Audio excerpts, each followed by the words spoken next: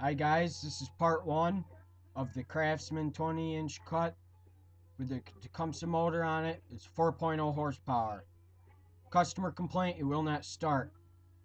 I have done some tests. The first test was I did a compression check to make sure the engine had appropriate compression to run. It did. The second was to make sure that the ignition had spark. I did that. The ignition did have spark. The next reasonable thing to do, take the carburetor out and clean that out. Whether you need to buy a rebuild kit or not is all up to the conditions that the carburetor's in when you take it apart. If you find that it's very corroded, parts aren't moving very easily, or seals are dry rotted, that would require you to go and buy a carb rebuild kit, which usually is right around $15 to $10 for a kit. So what I've done is I've taken off the gas tank, um, taken off the air filter box. The next thing is to take off the carburetor.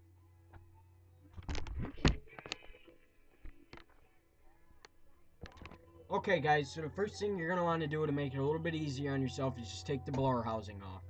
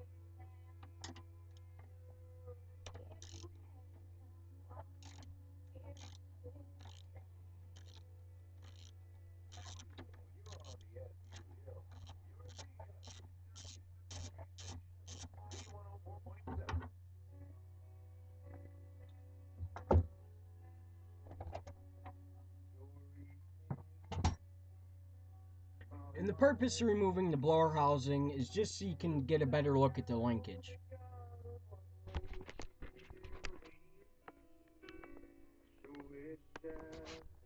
And here is the linkage for the carburetor. It's very simple.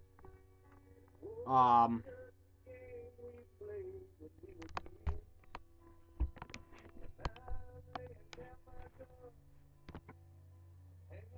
okay guys, now on these carburetors, it's a lot easier to just take off the whole intake for the carburetor.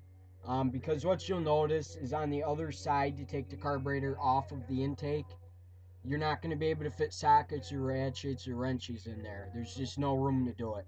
So the easiest way to do it on a Tecumseh motor like this is to just take off the two intake bolts.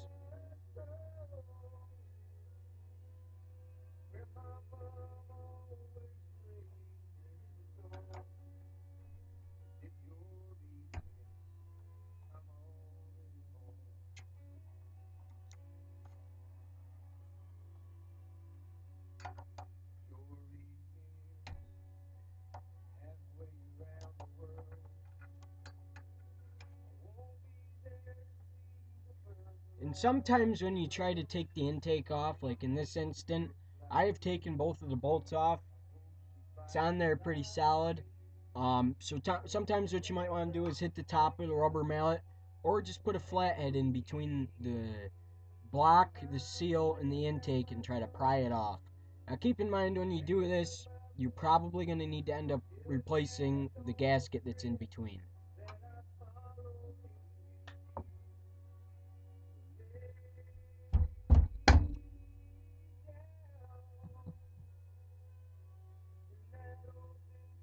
Okay guys, now when you take the carburetor off, you want to be careful not to move it too much until you have taken off the linkage and the gas line.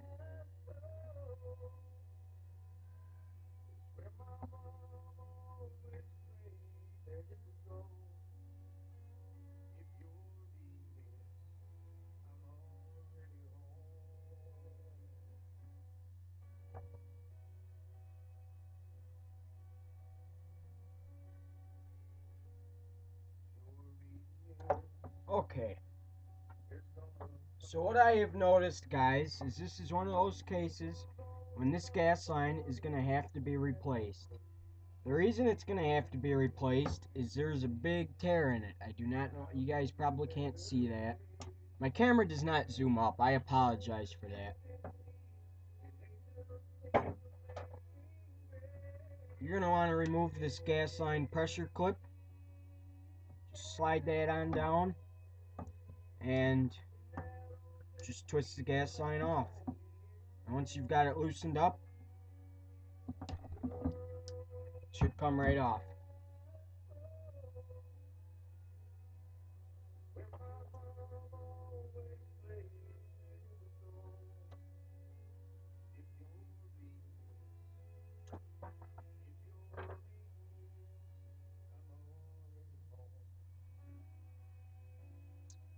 Okay, guys, so here, whoops, sorry about that. It's leaking a bit.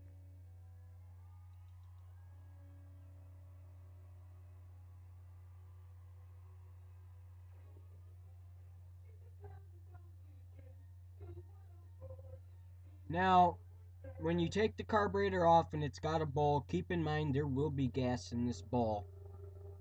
So it's looking pretty good for this carburetor, only because there was gas in it, so I know that the float and the oh shoot, I forget what it's called. The oh, needle valve. I know that the needle valve and the float are working properly, allowing gas in.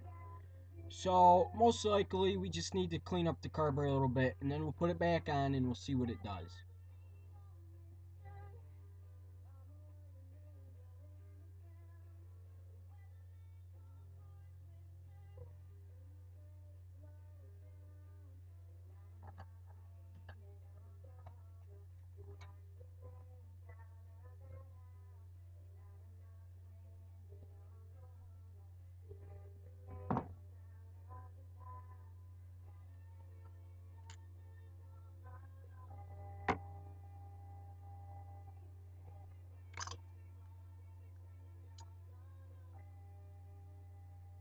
Now, as you can see, the bowl is pretty clean.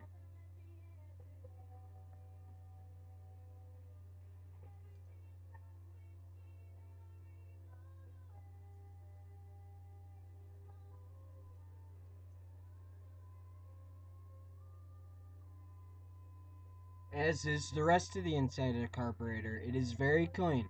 I will now take off the float and the needle valve.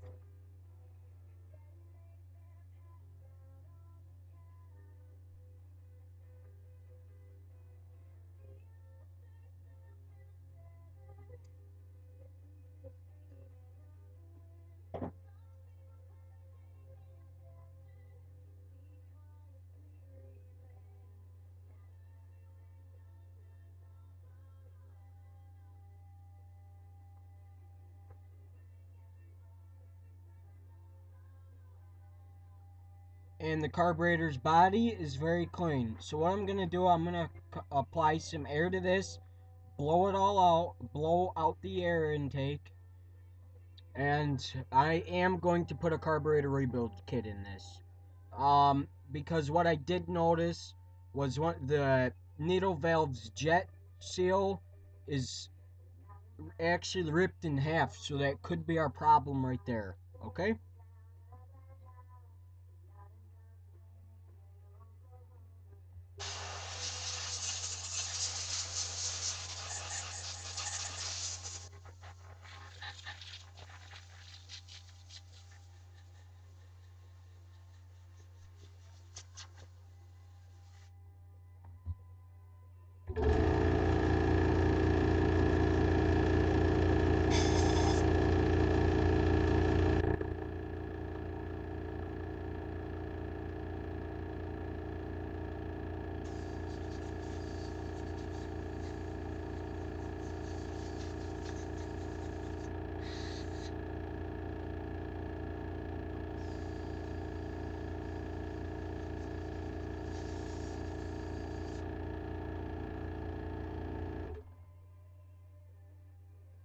Okay, guys, so just a couple seconds and I will have the carburetor rebuild kit out of the package, and I will put it on this carburetor and we will put it back on this machine.